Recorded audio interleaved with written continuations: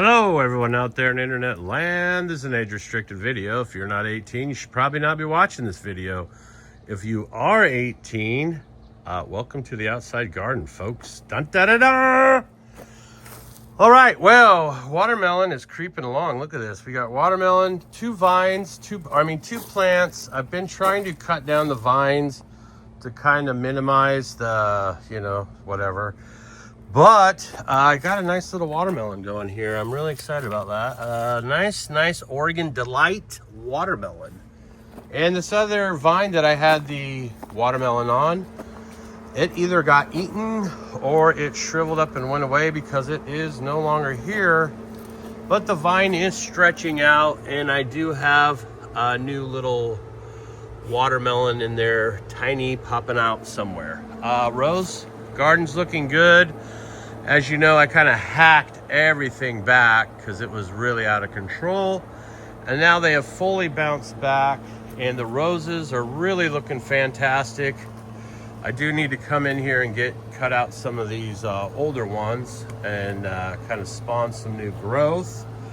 But these roses, these traditional reds, are probably my favorite as far as smell. These darker red ones though are beautiful, absolutely stunning. They look amazing.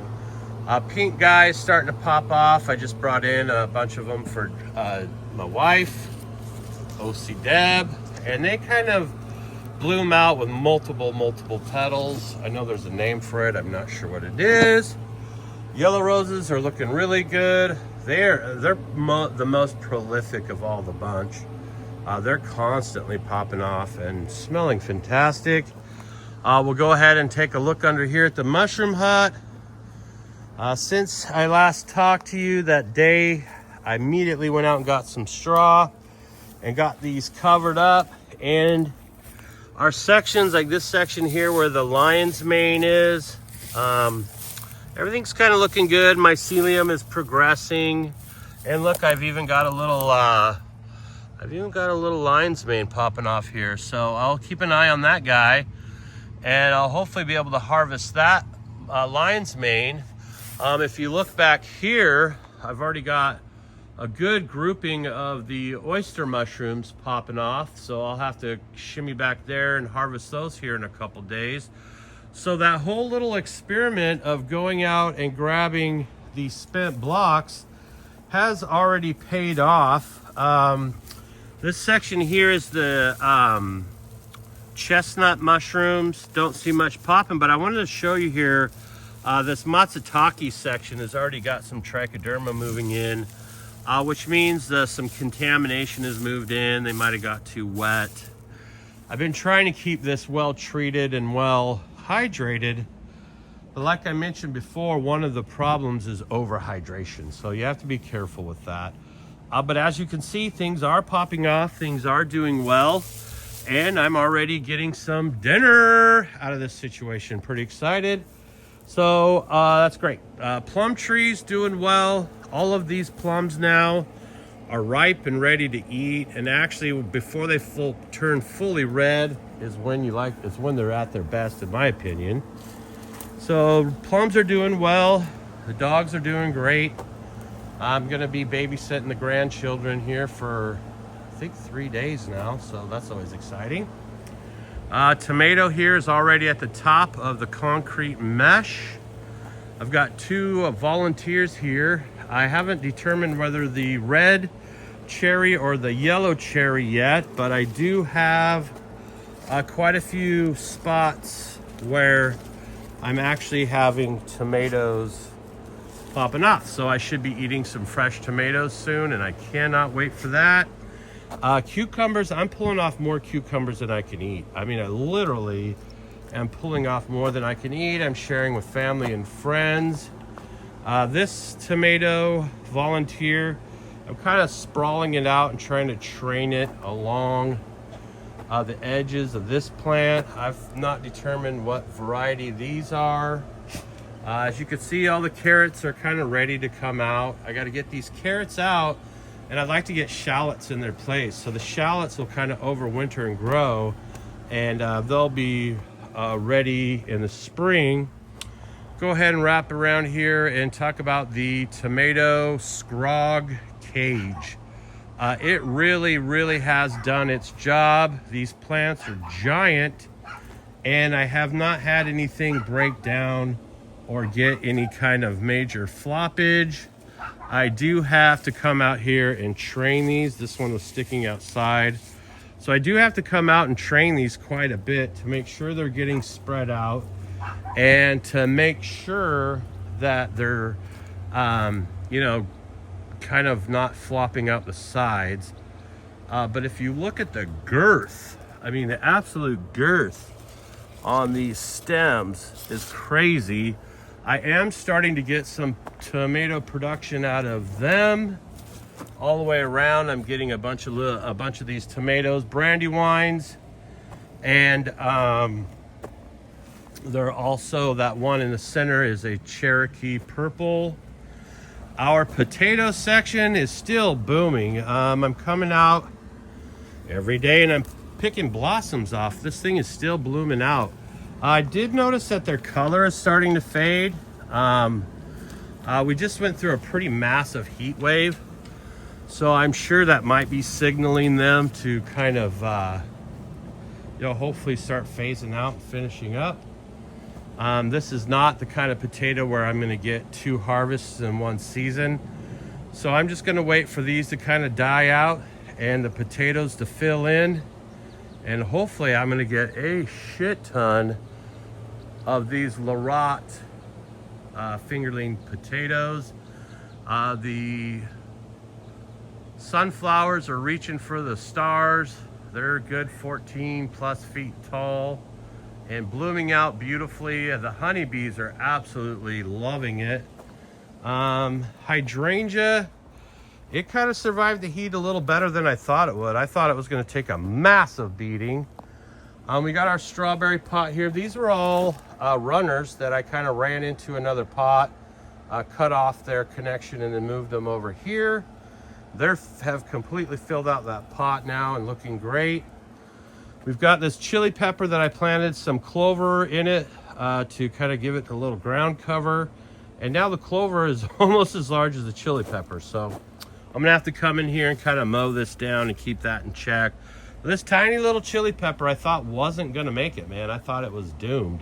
But it has kicked back and has kind of started to spark off. This is that carrot bin that I never thinned out. So all these carrots in here are way overcrowded. So I'll be lucky to get really anything out of that. It was just somewhere to throw extra seed, and I've really kind of neglected them, which is sad for them and sad for my production, but I got a lot of carrots coming.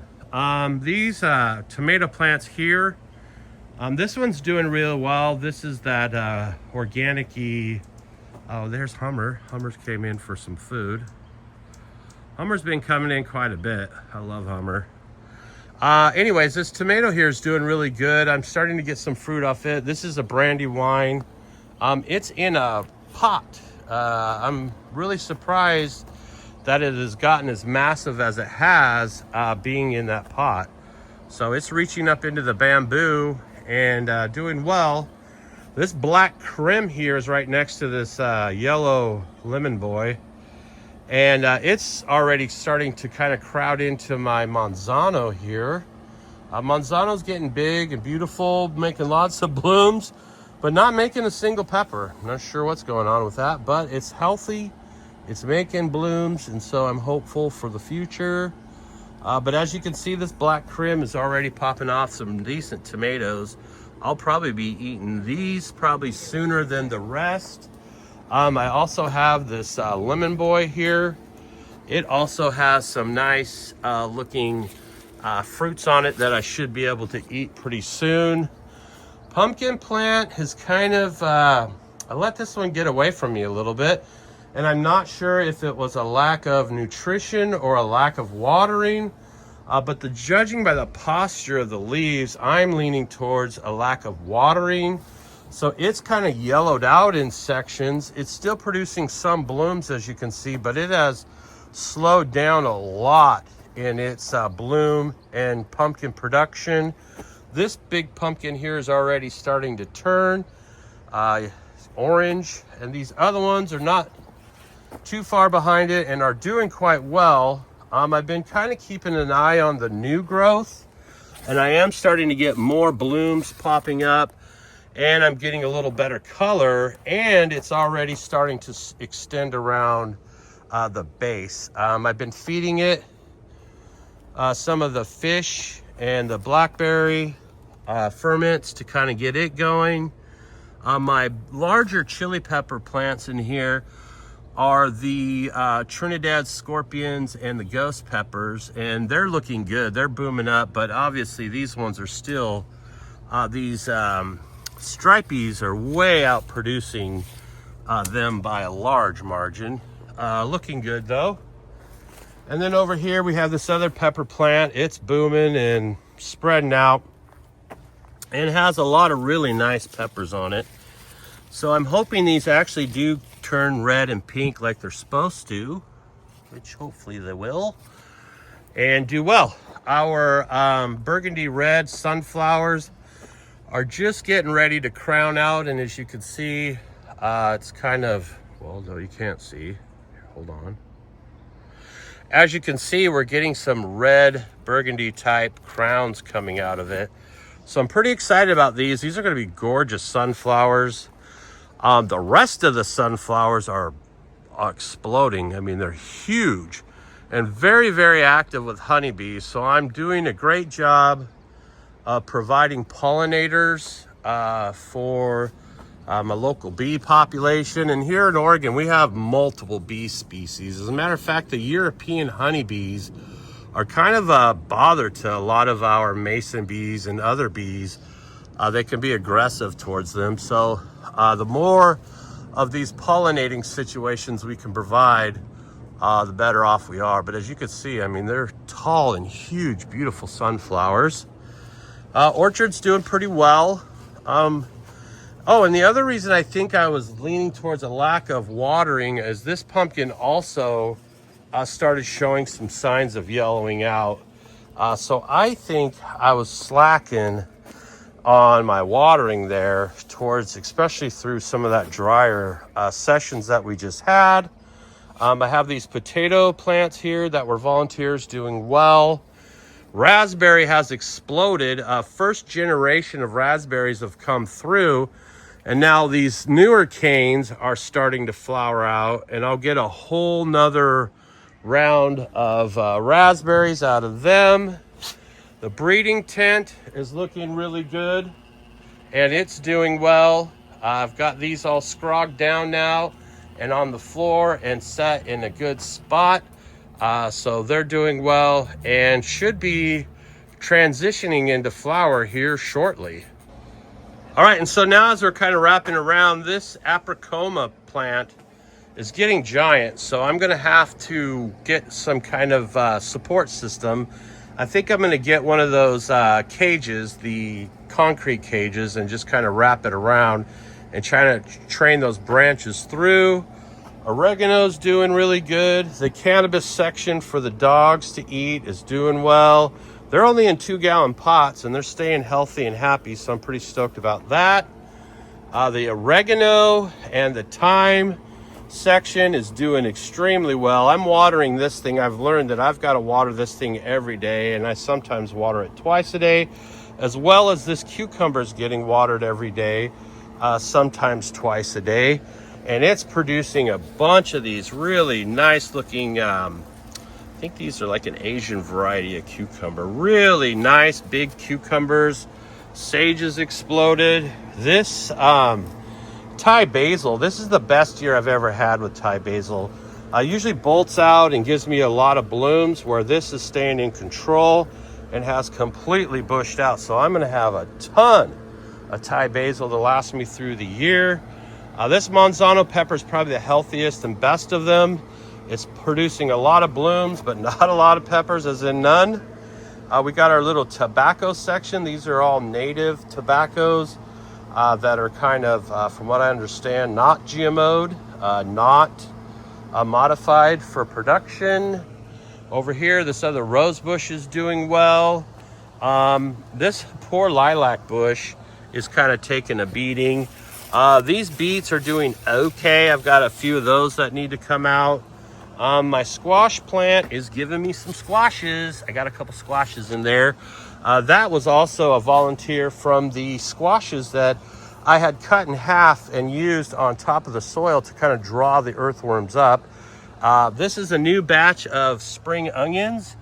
So as you can see, they're kind of coming up, and I'll get a bunch of spring onions out of these to kind of transition into the end of the year. This tomato section here is doing extremely well as well. Luca is coughing, choking. What you got? Something in your throat, son? Huh? How you doing, buddy? This pepper section's doing really well. I'm excited about this one. This kind of big beast over here in the corner is going to give me these Trinidad scorpion peppers, and I use those in the Dit's Amazing pain rub. I've also got a buddy who has rows and rows of these peppers, so I'll be able to dehydrate those, infuse them in the oil, and use them for medicine, folks, because I sure as hell ain't eating those hot mother effers. But that's the garden. I'm doing the garden outdoor section separate now. Combining the two gardens is making episodes that are over a half hour long, so we got to not do that. So this is the garden, folks, outdoors. Everything's doing fantastic. Super stoked. Grow some food. Take care of each other. It's not that hard. Growers love.